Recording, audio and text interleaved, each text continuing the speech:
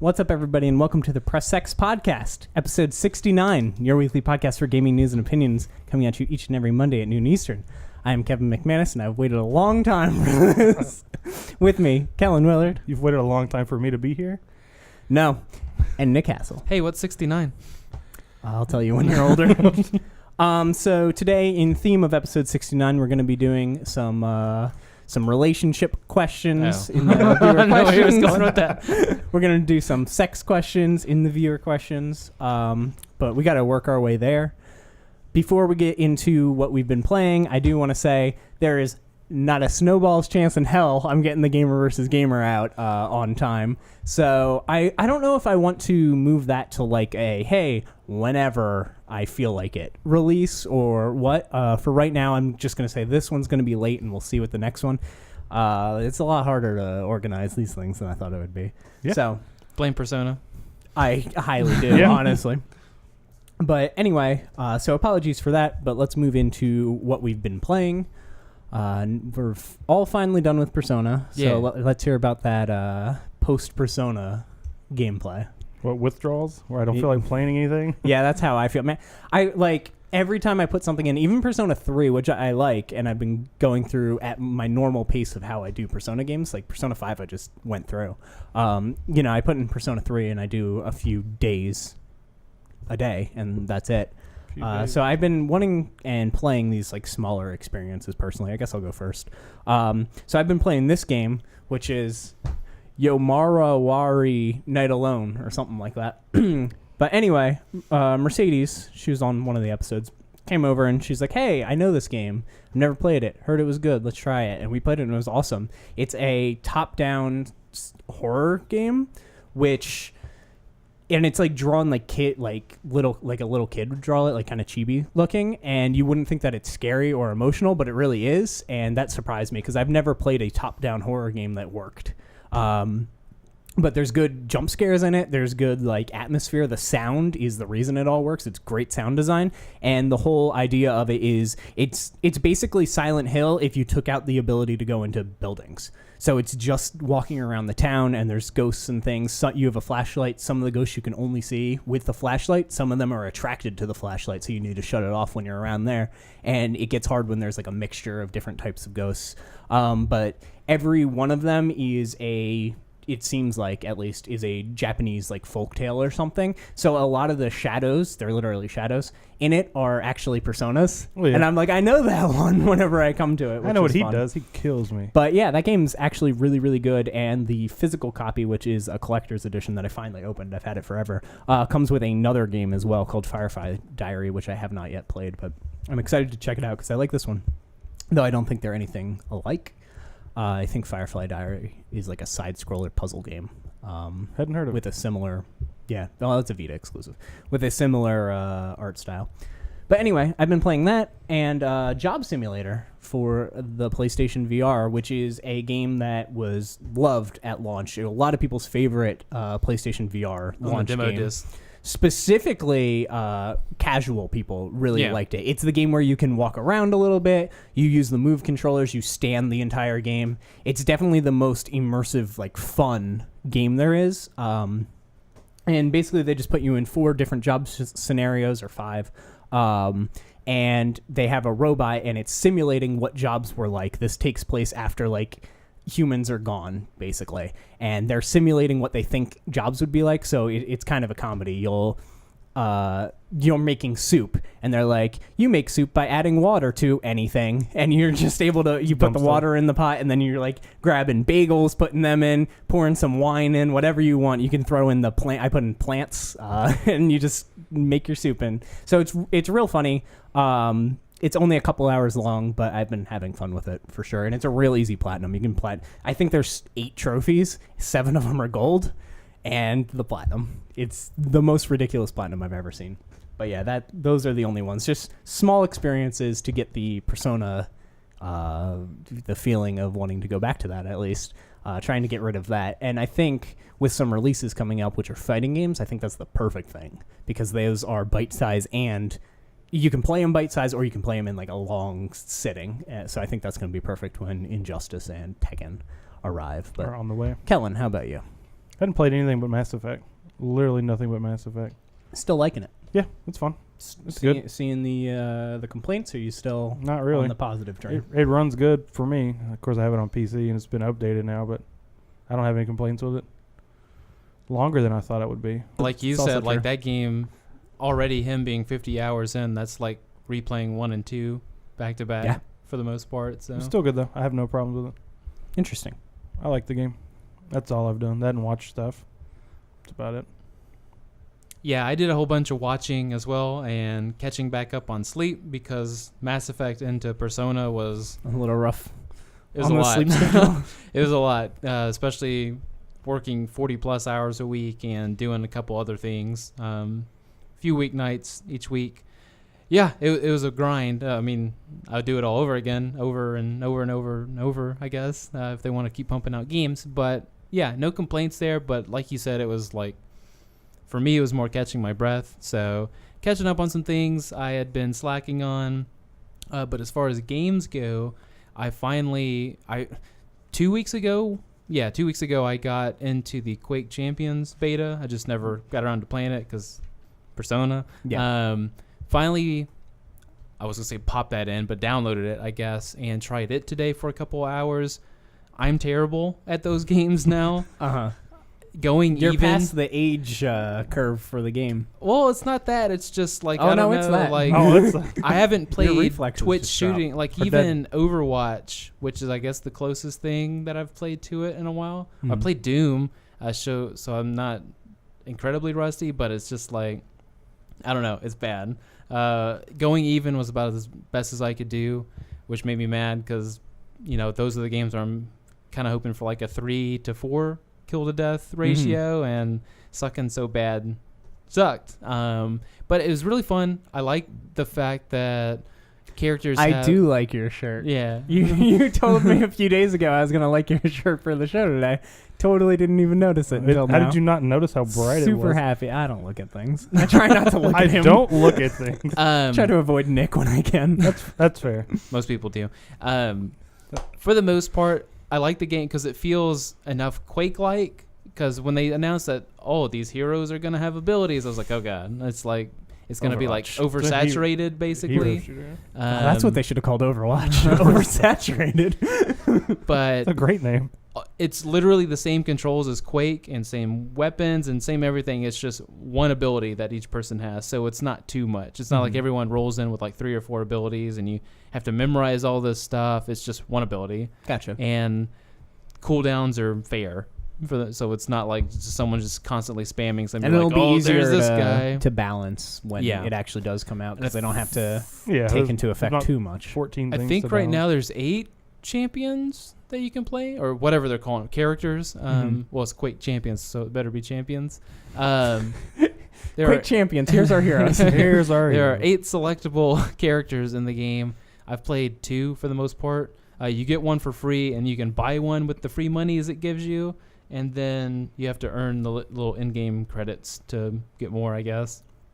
It's cool. I'm just terrible at it, so whatever. It plays well, and had no problem finding a match and all that stuff. So as far as beta purposes go, cool. Other thing I played was the Prey demo. Yeah. That came out. Real spooky game. Spooky scary? Yeah. It wasn't so much when I balanced the volume the way it should be, because most games I just leave 100 on everything. But for this one, the music is insanely loud. And it's one of those where as soon as the spooky scary shows up, the music's just like, blah. So turn that down, balance it out. Only problem with it, and I guess I didn't know about it until you mentioned it. Yeah. Controls are sluggish, to say the least. I liked how you described it. You were like you're moving through mud. I'm not doing the full motion that I did for you. That was great. But it was miserable. Like in a game where it's not so shooter heavy yet. I mean, I'm guessing you're going to unlock guns in the game. For people who don't know, on the PlayStation 4 specifically, there's input lag on the controls. So if you hit right, it's going to go just a little bit slower than how you actually hit it, basically. That time from when you hit it to it happening on screen is a little bit delayed, and you notice it. It's super noticeable. Like I said, coming off Quake, it's super noticeable. But other than that, like there's things popping out and like chasing after you sort of thing. So you don't want controls to be sluggish. Like you want it to be sharp and precise in those moments. Because I mean, you're swinging like a melee weapon around. You're using different types of weapons, so it's not like you just have like a big bazooka and you just blow stuff. So it's not like Doom, where you can't miss. But yeah, like I don't know. Other than that, music's really cool. Looks pretty. Plays well, but it's just that like real slow. Like, why do I feel so? And they said on Twitter, they know about it. It's not in the retail release. But probably not a good idea to put out your demo if it's like that. And I don't know why they didn't put out one for PC, but they said some sort of comment like, we're happy that people are excited about it and we're making changes and doing this and doing that to it. So I was like, uh-oh. That makes me automatically think this is going to be one of those works fine on the console, sucks on PC day one, sort of like Dishonored. 3 months later. We'll see if it works fine on the console. I don't actually have very high hopes for the game, but we'll see. I forgot its release date. Is it next week? Oh, yeah. It's on the releases. I could play it, I think. Well, yeah, it'll be out. I could potentially I could play it too, but I'm not going to. On May 5th, well, I mean, and I've got quite the backlog from the start of this, or last year all the way into this Man, year. I want to get into Nier so bad. It's just too long. I don't want to invest in it. By the time this goes live, I will probably have put Horizon back in, so Prey's going to have to wait a while. I got to get into that too. All these big games. Horizon's pretty good. Let's move on to some news. A lot of news this week, actually. Some of it kind of surprising. A lot of stuff that people are just like, here's some announcements. Even Mr. M. Night Shyamalan made an announcement that I was quite fond of. But good week for announcements. Never heard of him. Here we go. This was actually announced literally hours after we filmed last time. But I wanted to put it in here. Super Bomberman R, the Switch exclusive Bomberman game that I believe sold 500,000 units, if I remember correctly when I was looking it up, which is very good for a Bomberman game. Nice. Is getting some new characters. Obviously, it's a Hudson game, which is Konami. Not that one. Getting Simon Belmont from Castlevania. Yeah. Getting Pyramid Head, which is sweet, from the Silent Hill series. And it's getting Vic Viper. I don't know Vic Viper. Do you know Vic Viper?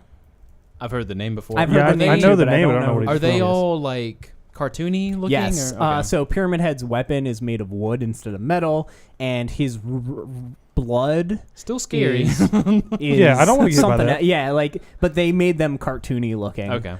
Which is funny, and I very much want to play this once this patch goes live. Craig, bring over that Switch and Mario Kart. Yeah, but interesting. Konami playing to their fans, which isn't something we have not seen out of them ever. Yeah. So this is very strange. They're doing the Castlevania show, and now they're giving Silent Hill, which hasn't had a mainline series game since Downpour, which was like About years rain. and years and years ago, and PT, which obviously got canceled. Thank God. Screw you. And Castlevania hasn't had a game in forever and all this stuff. So it's nice to see them embracing their history instead of defiling it and turning them into pachinko machines for once. So good job, Konami, for something. You did something right. Until Metal Gear Survive comes out, then I'm going to hate you again. Metal Gear Zombies. Nick, I'm going to focus this one at you, but Marvel vs. Capcom Infinite had... kind of a surprising showcase. They revealed a new trailer. We're getting the game September 19th, which far enough away from Tekken and the injustices of the world. We got, I believe, a few new characters. We got a story trailer. Basically, surprise, Thanos is killing people. Yeah. He's the bad guy. Doesn't he always? Stepped on my Mega Man. Wasn't too happy That's about that. That's how it should go. Got a collector's edition announcement that was the Infinity Stone, so obviously they're going to be a centerpiece of the story. And 4 characters. I believe it was Chun-Li, Mega Man, Iron Man, and somebody else. And they Sigma? I don't even know. No. No, it wasn't Sigma. No, like the character figurines for the the figurine for the collector's edition, and they all snap together and it lights up and it's like $100. It's actually really cool. That is cool. I'm not a giant fan of these games, but I was like, that's a cool collector's edition. I kind of want it. And then, so who were the characters that they added? I know it was Thanos was one. Do you remember the other ones? Ultron was showed off. It showed Ultron. Yeah. And yeah, just there's actually a bunch of returning people that they kind of show. I think Hulk was in there as well. But yeah, Sigma was one of the ones what they were doing with DLC. That's why he showed up. Cool. I like Sigma. Yeah. I mean, I'm obviously interested in the game because they put Mega Man into it. That's enough to get me. Unlike the Street Fighter Mega Man thing where they're like, we'll use the box art Mega Man. That'll make people happy. I love the box art Mega Man. Yeah, but no one loves you. That's fair. But yeah, there's a lot of information to go along with all the releases and like announcement portion of this too. Two other things that I took away. One of them, of course, is the typical fighting game route of buy it now, buy this version, you get DLC day one, and all, like so that already kind of turns me off. Yeah, you're actually being deterred from this game. Yeah. But on the other hand, I don't know if this is a deterrent or something that pulls you in a little more. As far as the fighting controls go, they're simplifying them. So they're going I guess you can call it the Persona Arena Ultimax route. Sure. Where you can hold down the button and do a specific combo rather than just, executing a whatever. Does it do... one thing that Arena does that I actually like is if you do the same combo over, it does less damage. Yeah, like this one does not affect the damage. It's the same the entire time. So it's like that's the scary It's like part. Killer Instinct when I just murder Todd and I'm like, you should probably just turn on auto combo because I'm just gonna keep killing. He doesn't know how to do it. Yeah. Yeah. So that was cool until they said it still does 100% damage. It's like, oh, okay. Yeah. So it's like a replay thing. Yeah. I mean, stuff like making like a fireball or something like that easier to execute is like, I don't know, like, do you really need to do that sort of thing? But I don't know, the game looks cool. I like that it's 2-on-2 now that I've seen it in motion and all the characters look cool so far. Ultron looks really cool in the game because he looks like the movie one, except he fits in this game. He fits in a cartoony game rather than he's a giant cartoon character. But is Phoenix Wright back? I don't know. God, I hope so. I hope so too. I still my number one want, I guess, in this game for the characters is Jack Baker. Yeah, I agree with that. Almost kill to have him in this game. It'd be awesome. He was just, I don't know. He's got the Redfield's in it. That was one of the reveals. He's got the dialogue. He's in the moment now. As far as popularity he's a good goes. character to choose. Yeah. So we'll see. They don't do their character updates quite as often as Injustice at all. Yeah, I feel like Injustice every week is like, here's someone new and here's a movie on it and all this stuff. I'm like, oh my god. It's actually been a while since Infinite's said anything about their games. I think it's because of Injustice and Tekken. They're probably waiting for that storm to blow over. We have Tekken news finally. I think Tekken's going to start upswinging, though. That one's a little weird because it's been out in Japan. Yeah, it's been out for a while. We'll talk about it. But yeah, I guess that one's a stay tuned. Yeah, we'll see how we feel about it. I want to lots of fighting games, though. It's say. nice because it's just kind of been Street Fighter for a while. So yeah, and I don't like Street Fighter at all. And it's not finished still. Yeah. As someone who likes literally all these games more than Street Fighter, it's nice. Speaking of games I like, let's talk about Night Trap. So Night Trap getting a remaster. I believe it was a Kickstarter campaign, but it's happening. Yeah. This is a weird full motion video game where kind of Five Nights at Freddy's sort of, where you take control of a security system in a house and you're trying to trap these like vampire people from getting these girls. A little strange, very controversial when it came out. I believe it was this is the 25th anniversary edition, I believe. So 25 years ago. It's a very old game. And it helped spark the ESRB. Yeah. This is the stuff that they showed to be like, look, video games can't be sold to kids. This isn't so it's a very historic game. Limited Run is actually printing 6,000 copies of them, which I believe is the biggest lot they've ever done with three different covers. I'm absolutely going to try to get this and play through it just because I think it'll be fun. It won't be a good game. It's literally as campy as it gets. Oh yeah. So I'm excited for the terrible full motion video campiness. Like it's gonna be great. I feel like you just I don't know the price tag on it yet. I don't know if they said it, but well, normally all their games are $25, so it's probably I would imagine 20 digital, 25 physical. It's just gonna be one of those you gotta have it sort of things. Yeah, just because when they do the remaster or something like that, like out of respect, I need to get this game. But yeah, should be fun. very much looking forward to how that goes. I'll probably play it for an hour and give up. Next up, sticking with the fighting game theme, Joker and Darksied both got trailers for Injustice 2. We've known about Darksied since the first reveal trailer. He was the pre-order bonus. We finally got to see him in action. Basically, Omega beams, Omega lasers, 95% of his attacks. He looks like a carbon copy, not a carbon copy, but he looks a lot like Zod from the first game, which I was disappointed by. He's got the arms behind his back. He fights like that the whole time. His moves seem very much ripped out of Zod's playbook, which is a little disappointing to me. But anyway, he's Darksied. His finisher is really cool. Whatever.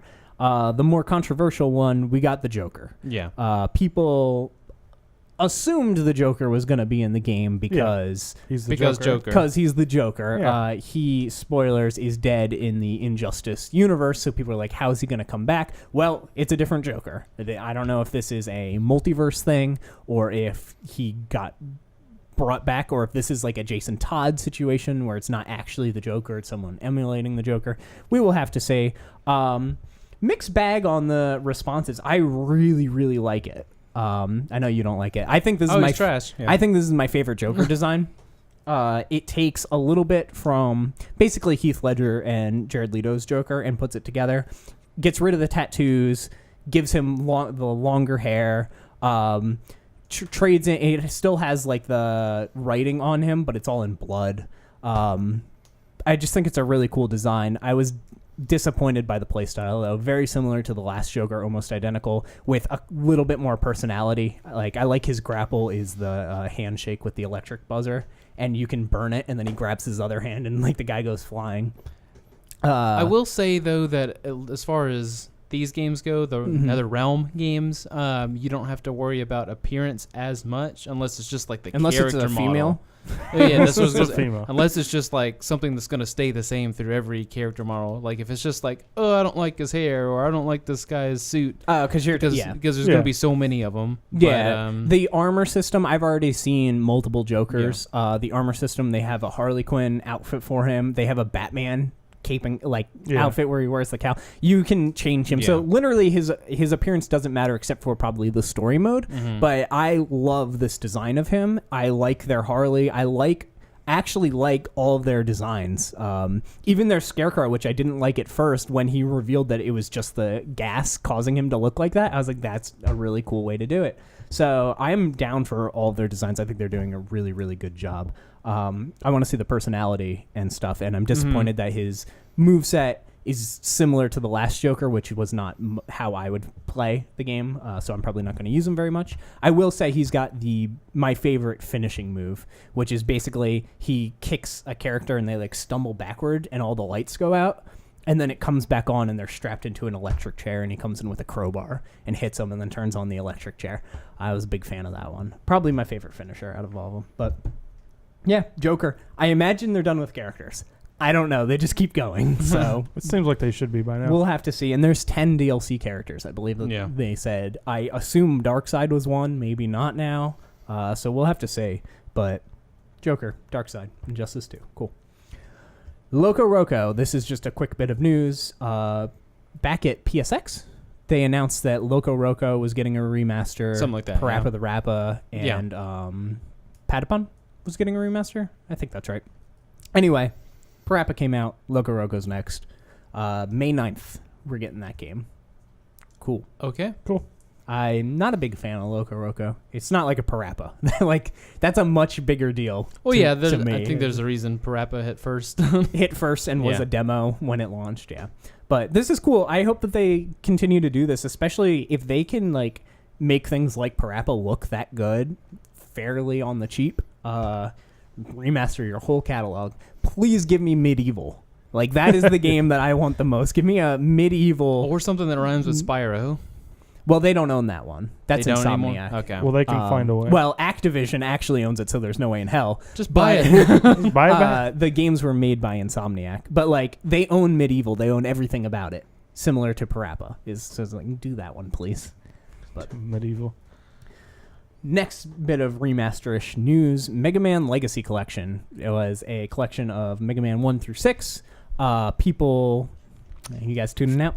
people complain. They're like, where's 7? Where's 8? Where's 9? Where's 10? What the heck? Well, Mega Man Legacy Collection 2 was rated on the Korean ratings board, and it's set to contain 7, 8, 9, and 10. So there you go.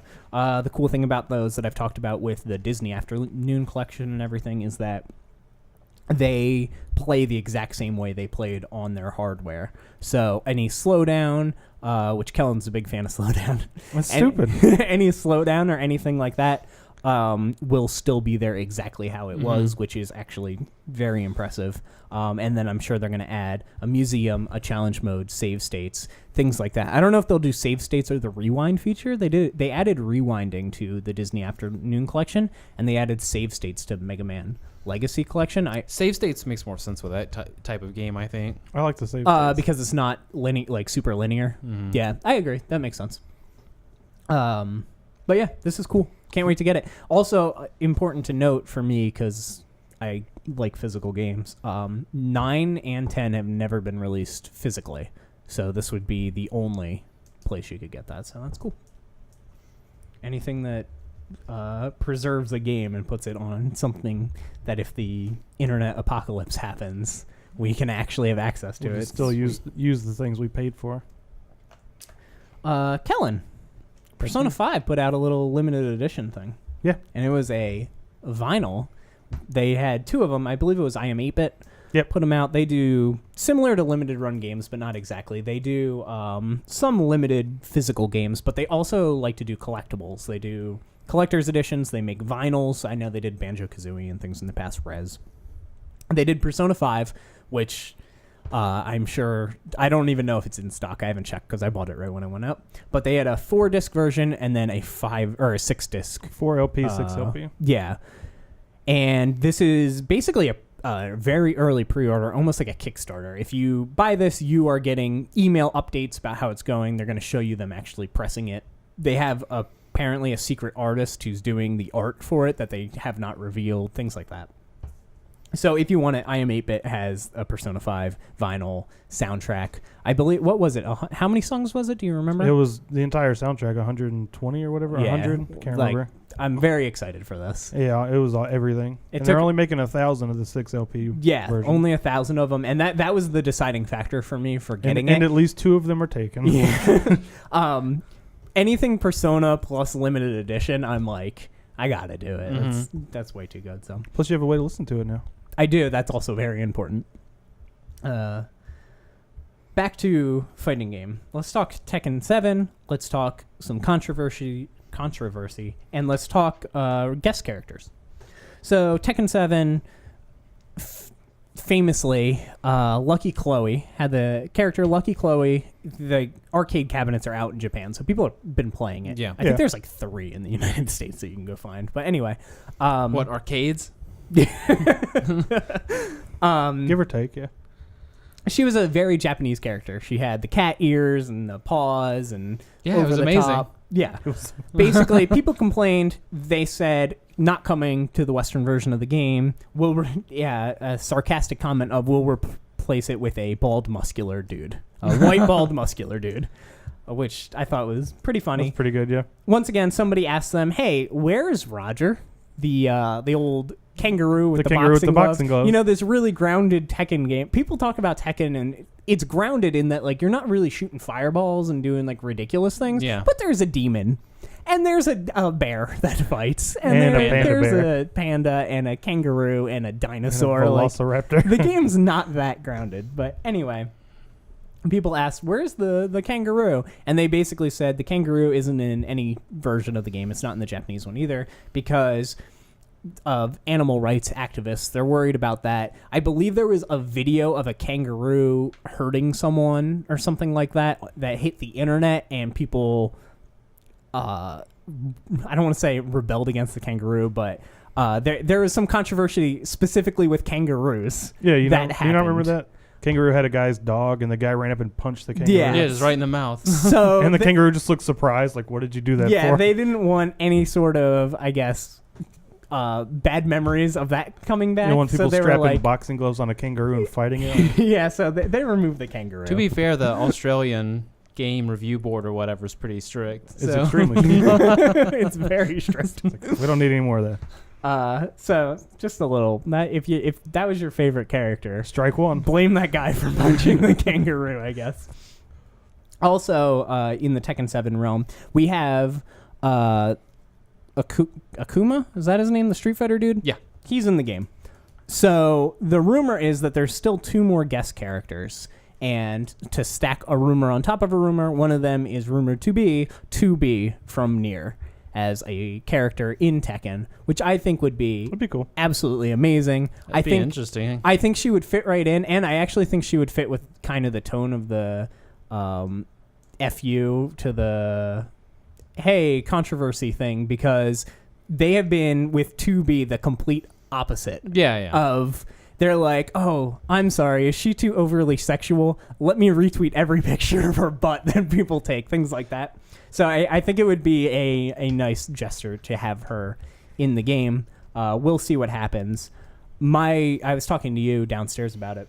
My only issue is Tekken is on multiple things, and she was a PlayStation. I guess she was on PC as well, but PC, she was an exclusive there, so I feel like she wouldn't be on the Xbox version. And then does that do the Soul Calibur thing where we have different characters for each thing? I hope not. So yeah, that was odd. If it means doing that, I'd prefer not be in it, I guess.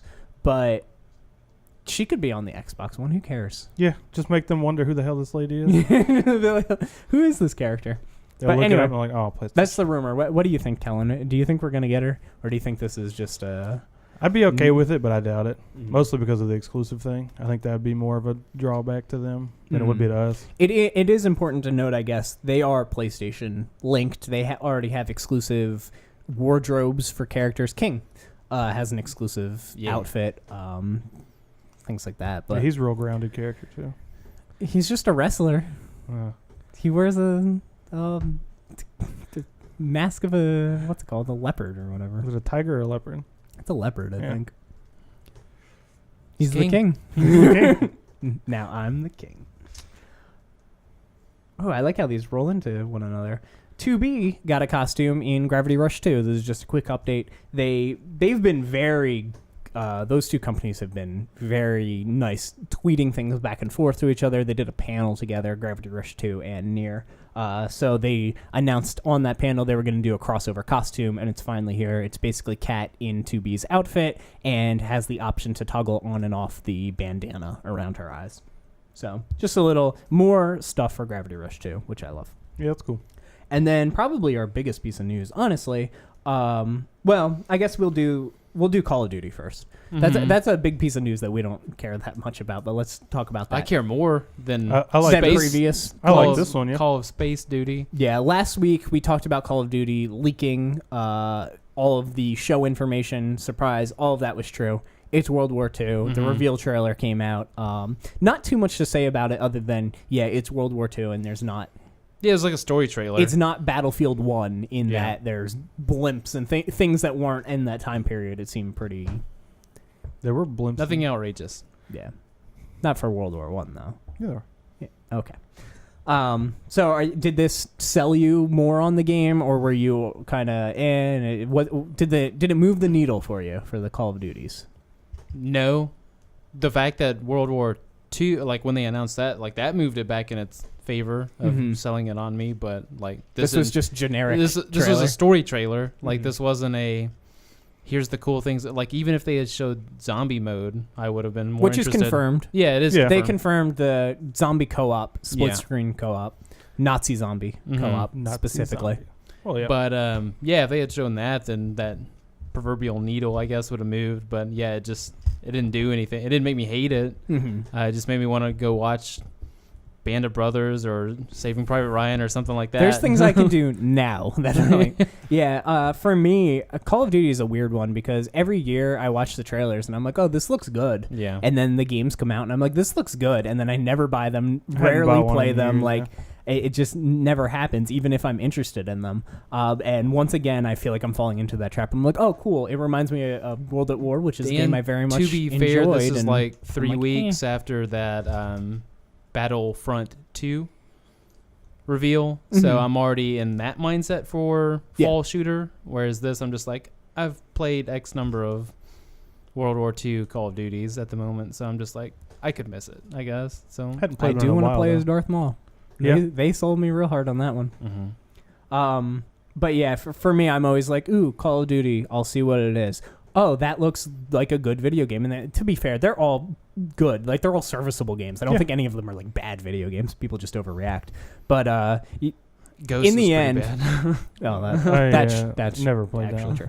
But in the end, it's like I never get them, so I might as well kind of stop. Because that's true. I'm not even 100% sold on the Star Wars, honestly. But I'm way more sold on that than I am on this. How about you, Kellen? I'm probably like 60-40. It's too 60 close to, in favor of yes. Of getting it, yeah. I like it. I like the look of it, but yeah, it's nothing crazy special. Mm-hmm.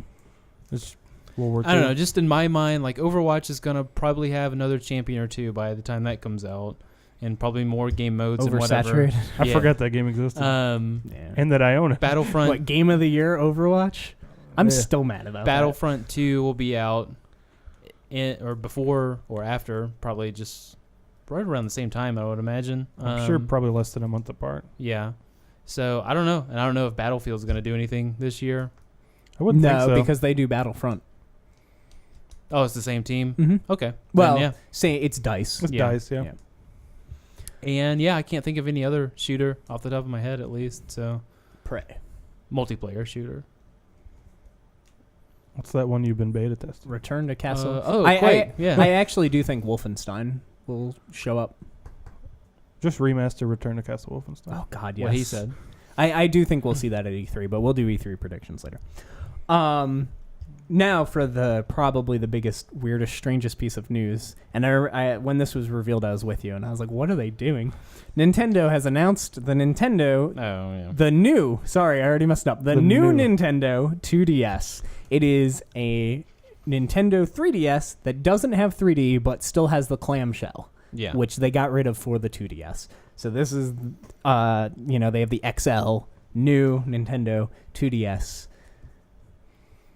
I'm confused. Are they killing this thing or not? I thought they just released so like this to me is like, yeah, the Switch is a home console. Like that's what it feels like to me, and I think that's a very wrong way to market it, especially when games like Zelda run worse in docked mode. When it's docked, yeah. I don't understand. They had a high projection of sales for 3DSs, which the 2DSs count as 3DSs. And now it makes a little more sense because they're going to launch this, and it's going to be, I think it's 160 or 170, and then they're going to pair it with games, I'm sure. Fire Emblem, I believe, coming out soon. Yeah. But it's just the fact that this is like a sinking ship. My question to you is, what's Nintendo doing? I have no idea. Neither do they. Why did classic Nintendo come back for the past 2 weeks? So like, we'll discontinue the NES Classic, and here's a 2DS. I don't know. Like I said, it's a sinking ship. Like they're going to phase out the 3DS.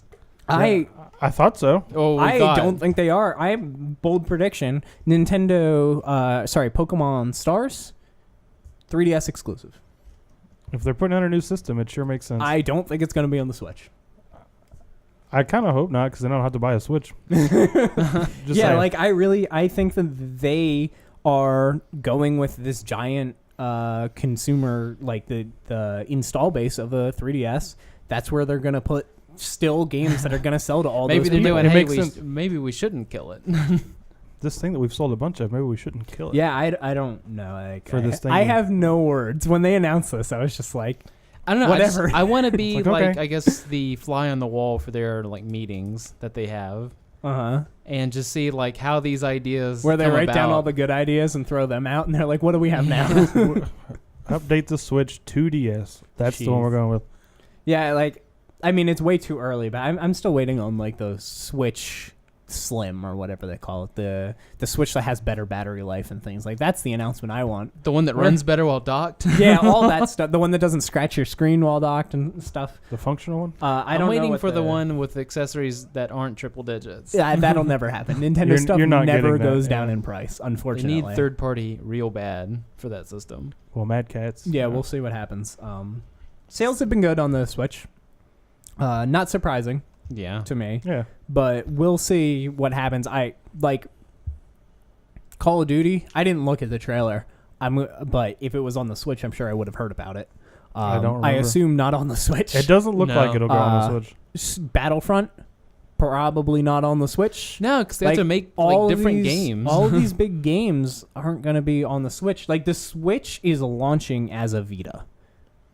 I think the only games... And by that, I love my Vita, but like it's going to have the Sony games, the big AAA games, and then small games, and that's it. And that's cool. Love my Vita, but like I have a Vita. I already have this. I don't need another one. I think like the only games that have a chance of making it to the Switch are the ones that are still being made for PS3 and 360, which are like not many / none. Sports games. Yeah. Even sports games, they weren't like Madden's on the... They were like, we'll do FIFA and see what happens. We'll see. We'll give you the old FIFA and see what happens. We'll give you 2015. Yeah, because those other two systems I mentioned still run better than the Switch. Yeah, so we'll have to see. Yeah. But this throws a wrench into what I was thinking was happening. Now I'm just all what sorts everybody of was confused. thinking was happening. So if you don't have a 3DS yet, you can go get that new... Go get a new 2DS XL. Moving on. Let's move to questions. First, I want to go over a couple comments, and then we'll do all the sex stuff for episode 69. Oh, the questions. Yeah. So first comment, World's End commented, this was, I believe, 2 episodes ago. We missed some of them last week because last week we were going real fast. But anyway. gotta go fast. Sony 2016 E3 and PSX were amazing conferences. PSX alone was better than the other E3 conferences of that year. I hope this year they'll continue with the same quality stuff. I'm glad that they dropped the European shows and focus less on TGS while bringing the heat at the mid to end of the year. So they break up their conferences 6 months apart, basically. This way we have PlayStation Celebration every 6 months. Oh, there you go. Yeah. The only real bad part about their E3 conference that I can remember was that guy who just laid out the specs for PlayStation VR and told me everything in the world about it. Like that one real, I won't say nerdy guy, but real statistical guy, and was talking about the PS4 Pro as well. Just laying out all E3, this. Yeah, E3, they didn't have the Pro yet, right? That's when they were talking about it, I think.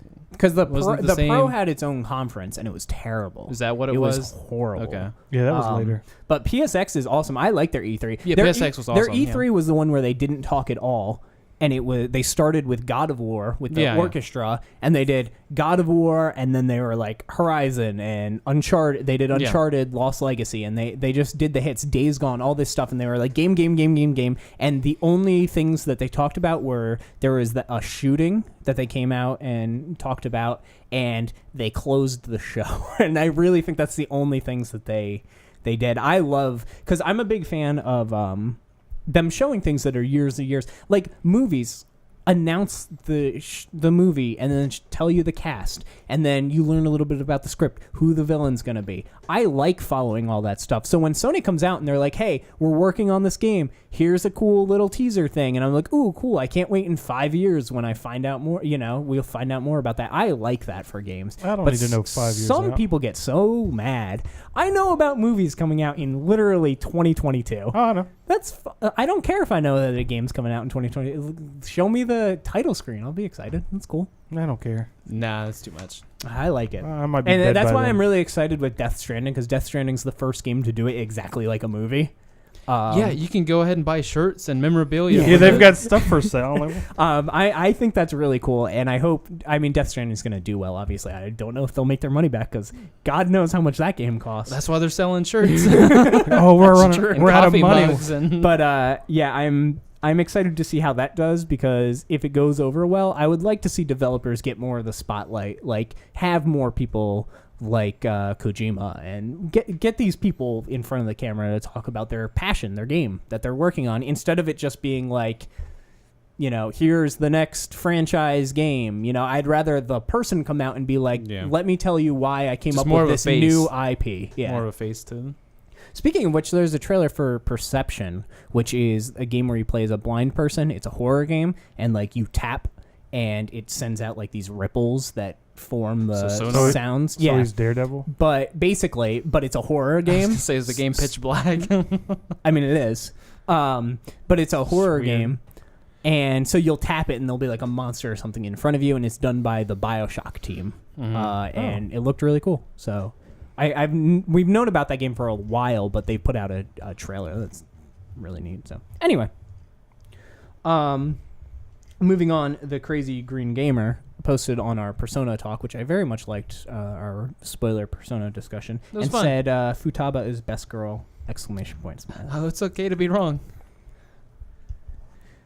Moving on to some That's all he had to say about that. moving on to the sex questions of episode Press X.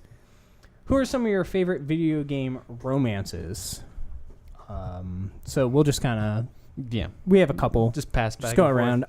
I will say I don't play too many games where you get to do the romancing, and in games where I do, it doesn't seem like it happens. People tell me there's romance stuff in Mass Effect. I don't believe them. I played through 3 games, didn't see a single thing. So that's probably not true. Most people talk to NPCs in you have those to games. talk to the other characters. Was there an exclamation point above their head? Didn't talk to them. So He doesn't explore things, so. yeah. So mine would just be all Persona characters because those are the only ones that I would pick. So Fair I enough. just Perfectly fine. So I'm gonna I like Naruto the best out of all the Persona characters, and Futaba and Mitsuru and Lisa. But I will just say some couples, I guess. Do we want to go in a Whatever circle? Yeah. I mean, since we've played more of the Western games where it's just like, hey, here's 100 hours, but here's 10 hours of chasing this lady of your dreams. Like, I don't mind if you go first, especially since, like you said, you're mine like that's not very. I just have your, obvious field couples. of expertise. Yeah. Yeah, I just have obvious couples, and like I did on the Valentine's Day episode, I talked about some couples, and one of them was Link and Zelda, and I'm actually going to upgrade that. I liked the Skyward Sword Link and Zelda a lot, and this one's probably still the best, but the new one's great, the Breath of the Wild one, when you get all the flashbacks and you figure out, oh, they actually like interacted with each other before you went to save her. That's cool. They were friends once? As opposed to her just being like a sleeping chick that he's like, oh, I guess I gotta rescue her. Do I get I don't see any other girls around here. So. Gotta go. There's this fish lady, but yeah. So that's a good one. I like, not technically a couple, but I would like them together, and that's Delson and Fetch from Infamous. I think that they work really well together, and I like both those characters. A lot of people are Fetch is an idiot. Fetch is great. I think that they're great, and then the Catherine and Vincent. Which Catherine? Catherine with a C. Wrong. Let's get real here. Wrong. Catherine with a K. Big what? Much better. You are out of your mind. You even have a C on your hat. What about your ending to Catherine? Oh dear Lord, let's not talk about that. But anyway, those would be some couples I pick. Oh, I also really like Snow and Sarah, even though it's real weird because Snow seems like he's like a 23-year-old that didn't pass high school, and Sarah seems like a freshman. I like that relationship for some reason. That's fine. Nothing wrong with that. Also, same voice actors as Vincent and Catherine, so that's probably the reason. All right. Okay. It all makes sense now. Pretty much all the ones I like are BioWare and Persona stuff. My favorite though is KOTOR, Bastila, protagonist. It's probably my favorite because it's not as obvious as some of the other ones. You gotta talk to her. Earn it. you gotta work for that one, and it's actually like story related. It's really well done. Plus, she's a lot of fucking problems. She's got some baggage. A little bit. Wouldn't know? Yeah. You will. That's probably my favorite one though. And then Mass Effect 2, Miranda. She's awesome. Oh, I know that person. She's got nice features. That too. She has a good story too. I like when she shows up in 3. It kind of ties it together pretty nicely. Mm-hmm. That's probably my two favorites. Nice voice actress. That too. Yvonne Strahovski. What'd you call me? Yvonne Strahovski. Oh. You are definitely not Yvonne Strahovski. Kazoo type. Nice lady. She's all right. I guess I did a top 3 for myself. Number 3 would be Yennefer from The Witcher 3 Wild Hunt. Not going to go into crazy detail for any of these, really, because it might be like super spoilery. Yeah, that's fair. Basically, in the first 2 games, you get... In this franchise, you get a lot of options when it comes to relations, because your main character is just... he exudes a very sexual appeal somehow. and he's just Is it all the the swords? ladies love him. He's pale, Is it the scars? white hair, and scarred up. I don't really know how that gets. It must be the swords. Reels him in, and his personality isn't the most charming, but either Yeah, I thought way, he was a dickhead. That was the point. either way, there was in the backstory before the first game, there was a character named Yennefer who was really important to him, and in the first 2 games, you don't ever run into her. You hear about her, you think about her, people mention her, and that's about it. So when she shows up in the 3rd game, it's just been like this long, where's she been? You just hear so much about her, and then boom, there she is. It's like, so you get to be rewarded, I guess, for that. In a very, I guess, not really meme, but social media has taken quite an interest in the scenes that you get with said character. Yeah, I've never played that game. I think I know what character you're talking about because of social media. It's very interesting. That's It's very fair. unique, I guess, as far as scenes go. Second would be from Dragon Age Inquisition, Cassandra. She's someone who shows up in the 2nd Dragon Age, which not the most highly received game ever, but she's a big part of the 2nd game for some reason. But she shows up a lot, and then it's another one of those shows up in the 3rd game. Person playing the game is like, oh, I've seen her, a lot of her, I know her personality, blah blah blah. So you get like way more backstory. And then the 3rd game, completely different character that you're playing as, but you get to see her even more. You get to have a budding romance if you so desire, and it's cool because she comes off, I guess, in the 2nd game as someone who's very strict and in your face and geez, lady, you're scary. And you can play around with that, I guess, in the 3rd game. So that's interesting. Damn. And number 1 for me would be Liara from the Mass Effect games, Blue Lady, Alien. Really? She's cool. Awesome. She's in all 3 games, so that helps. And you can I liked your chick. romance in all 3 games. Has quite the character development. First game, she's very timid and nerdy and kind of just awkward for the most Sounds part. like food. By the 3rd game, not so much. She's completely different. By the end of the 2nd game. Yeah, and she was a very featured part of probably one of the best DLCs in that entire series. So, yeah, she got a lot of love. And there's just some really cool scenes in the 3rd game that kind of play off basically that long kind of path you've had with her. I think I can mention it at this point. She does something very special for your character, I guess, in the 3rd game. Damn. Not 69/topic related, but something super sweet, and it's that's awesome. That, whether you're doing the friendship thing or the what we're talking about thing with her, just makes sense. So it was a nice, super rewarding moment in a game that kills your soul at the very end. So What's left of it? yeah. Moving on, same kind of topic. Let's talk about the best, which there isn't really a best, but most memorable sex scene in a video game. I have a very distinct one in mind when I think about a video game sex scene. I have something that comes up, and I don't know if it's the same as you because we haven't gone over that. But for mine, it's just Grand Theft Auto. The hot coffee? No, before that. That's where my brain goes. Before that, in Vice City and such, you could pick up the hookers and then drive to somewhere quiet. And drive to a back alley. The car would rock. Man, that blew my tiny little mind when I was a kid. I was like, you can do this in a video game? Then you run them over and get your money back. I was about to say, and then you can kill them and get all the money back. That's Win-win. amazing. And not get caught. Yeah, I never saw a star pop up when that happened. So. Yeah, I couldn't Valuable believe life lessons. Little Kevin playing that game. Couldn't believe that. There's some other ones that come to mind. One of them for me that it's in a game. I actually didn't think I saw it until we actually played the game together, which was Heavy Rain. Where Ethan and Madison can get it on, but I remember in my gameplay, because I make the wrong choices, I told her no, because I thought you were still all sorts of married and stuff at that point, I didn't follow that story correctly. So when we played through it again, I played through it with Kellen. Of course, Kellen picking yes. Obviously, what kind of question is that? Well, look at him. How about you, Nick? A few unmentioned ones because Kellen might be playing the game, where I might mention one or two. But do the clothes pop on and off during the scene? Heard about that.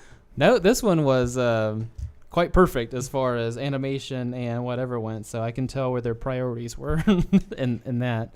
A big controversial one somehow, like, it's funny, like, when things happen and then you go, like, years later and look back at it, and you're like, that was tame. Oh, it's like the Night Trap thing. Night Trap rated, it's teen. Yeah. It's not even rated M right now. The big one from Mass Effect 1 was, like I just mentioned, Liara, because you see, like, maybe a split second of, like, a blue alien ass. Oh, yeah, that was on the news. Yeah, that was a big deal. That was Fox News. That was people having to debate it back and forth. It was like, man. And it was hilarious. So that one's memorable for a stupid reason. Mm-hmm. I think games are actually getting way better about it.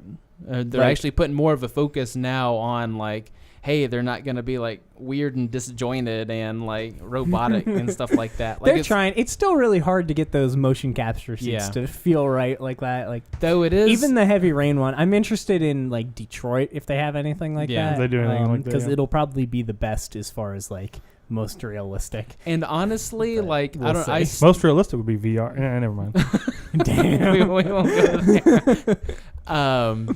But I don't know. There's still, like, a soft spot, I guess, for, like, the really awkward looking ones. Like, if it makes me, like, cry out in laughter, or if I'm just like, when it happens, like, that's fine. But if it's in the middle where it's just like, nah, that was boring, or just like holding hands, or like fade to black, it's like, come on, like, do something. I like the fade to black. That's fine.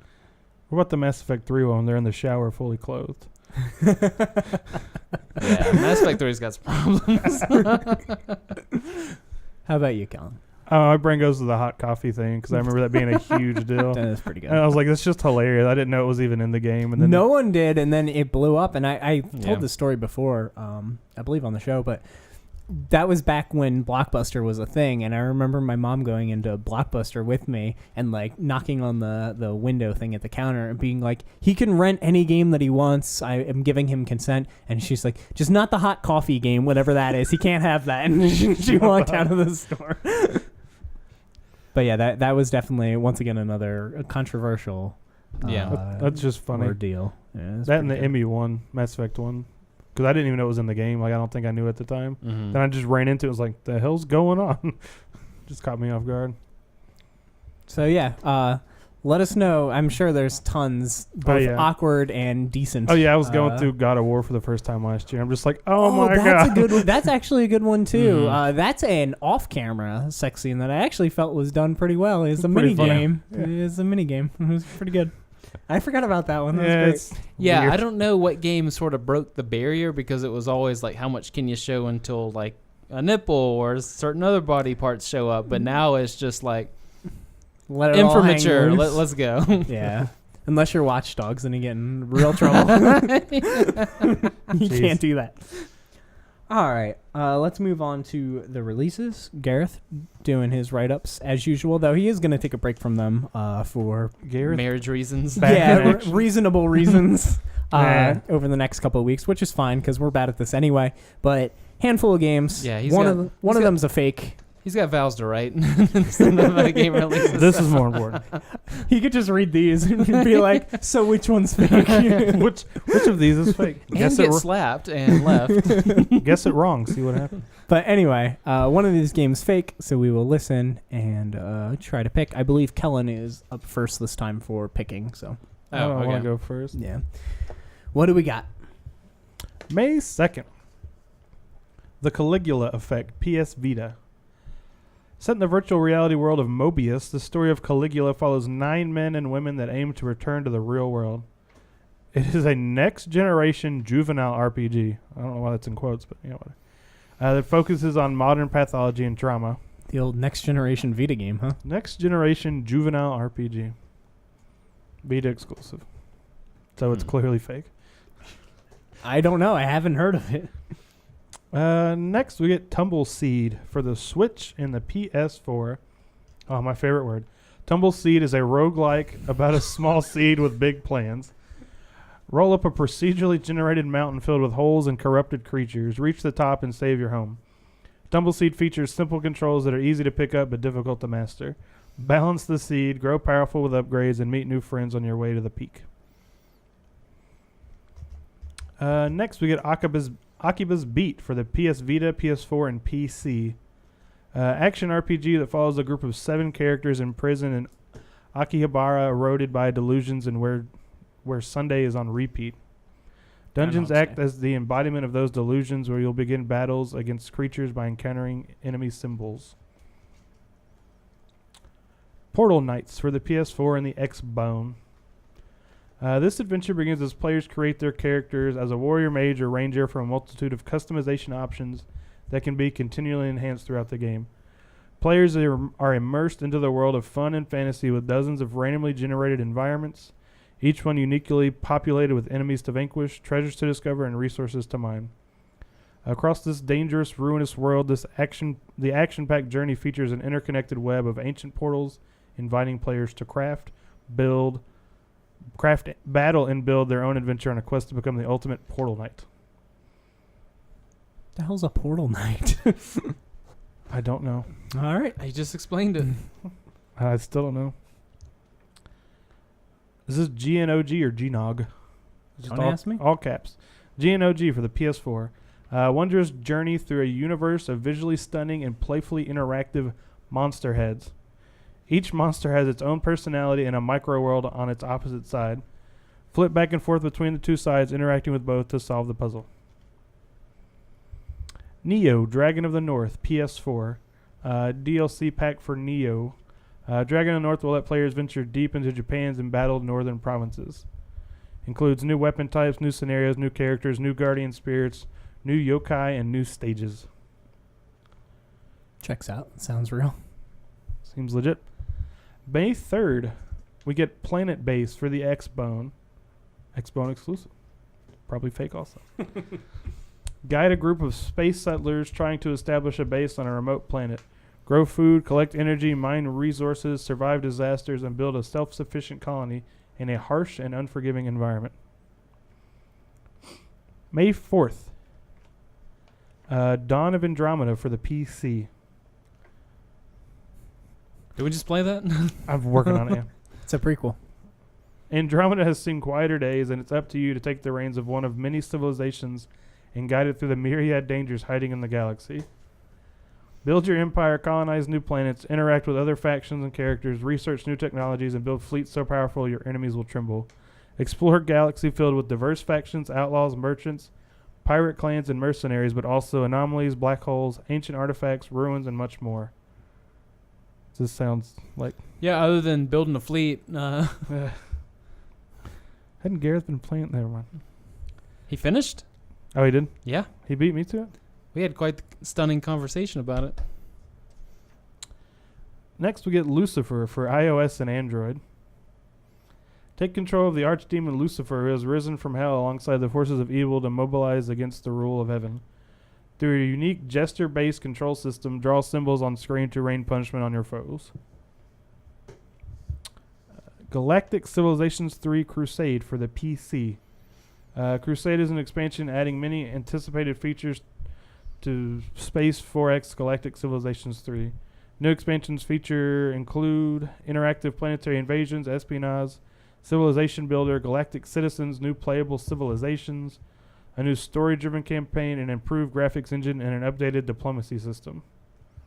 New mercenaries to hire, custom star bases, all new galactic and United Planet events, and a sleek new user interface. What was the name of that one? Galactic Civilizations 3 Crusade. Okay. May 5th. World to the West, Xbone, PS4, PC. In World to the West, you play as 4 characters. Lumina, the Teslamancer, Nos the Orphan, Miss Terry, the Mindbender, and the gloriously mustachioed strongman, Lord Cloning Tono. each hailing from individual nations and with their unique identities and abilities. Explore untamed jungles, frozen tundras, and the mysteries of an ancient prophecy. Be careful, though, because nothing is ever what it seems. Find your way home through the ancient ruins of the world to the west. What was that one called? World to the West. Prey, PS4, Xbone, and PC. Found it. This is the fake. I'm going to say no. Damn, they got me good with that demo then. You are Morgan Yu, the subject of morally dubious experiments designed to improve the human race. You awaken aboard the Talos 1 in the year 2032 and must uncover the secrets hiding in the depths of the space station while being hunted by the mysterious alien forces that has taken over. You have to rely on the tools you find on the station along with your wits, weapons, and mind-bending abilities to combat the growing threat and hopefully survive. I will say, because I don't think I mentioned it at the top of the show, feels a lot like BioShock. Yeah, It looked had a lot that like look, yeah. BioShock. Not like the first Prey. No, first Prey was awesome, and I went into this demo because the first Prey's demo was one of my favorites. Was incredible, yeah. That's one of the examples where a game went from not on my radar to top of my list. Just after that, this one, I'll play it. I probably won't get it day one just because of Horizon and insane backlog, but maybe down the road. Yeah, maybe in May I'll get it. It is out in May. Well, that checks out. Yeah, so maybe first price drop for it, I'll get it. I don't know. I'm trying to set a reasonable deadline, but depending on how bad it is, price drop might be coming sooner than later. Oh yeah, and I'm waiting for works on PC. So you're right here here to see it for real. And last on May 5th, we get Save the Ninja Clan for the Xbone. Save the Ninja Clan is a platformer for casual players as well as speedrunners. There are 2 ways to play this game. Play through the normal story mode or find secrets/bugs in the game to annoy the game manager watching. That's pretty funny. Oh, is that it? That's it. So I said last. No, but I mean, that's it for the description. Yeah, about 2 lines. What's that game called? Save the Ninja Clan. Well, they said it was a platformer, so I mean, there's not really much to talk about. But I could tell you the whole story of Mega Man. But it's an Xbone exclusive, so. Jeez, 2 strikes. All right, Kellen, you're up first. What do you think the fake is? I think,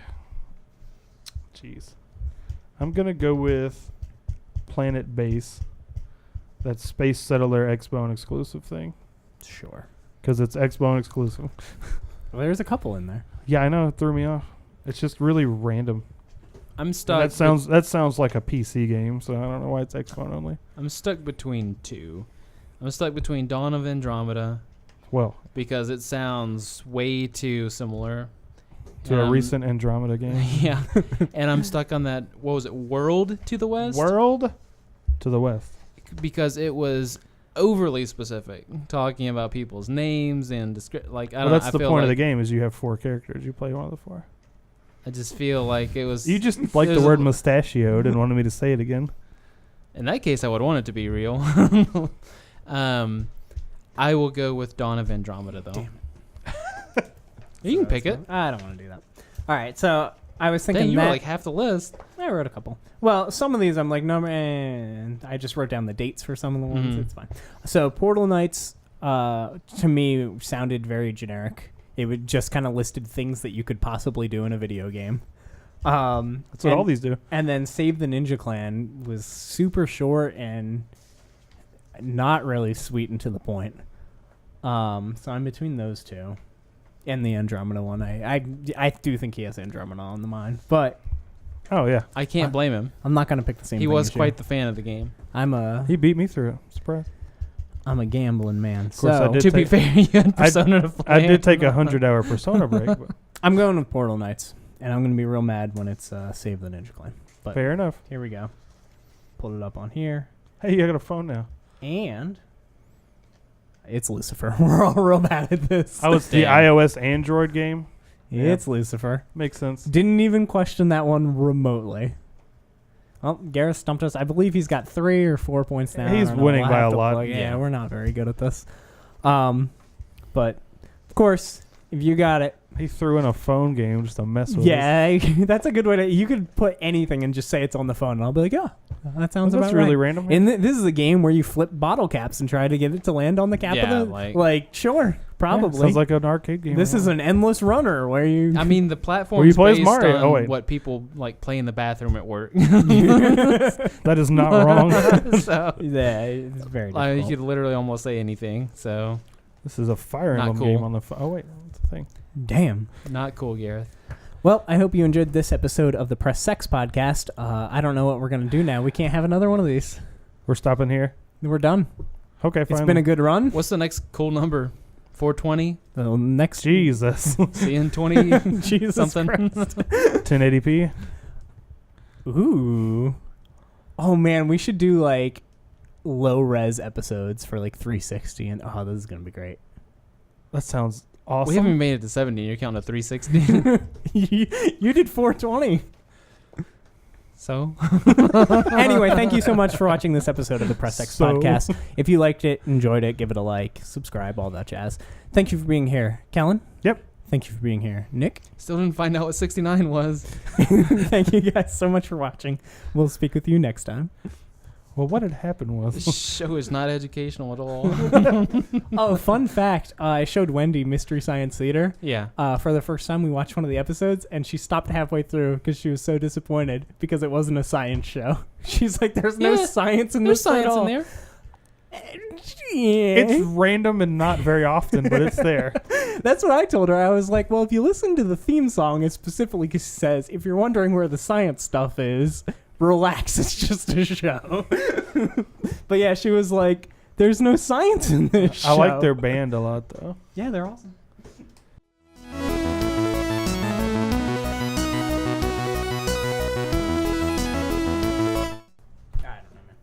Oh, fuck. Oh my God. I never said I was smart. Hey, there's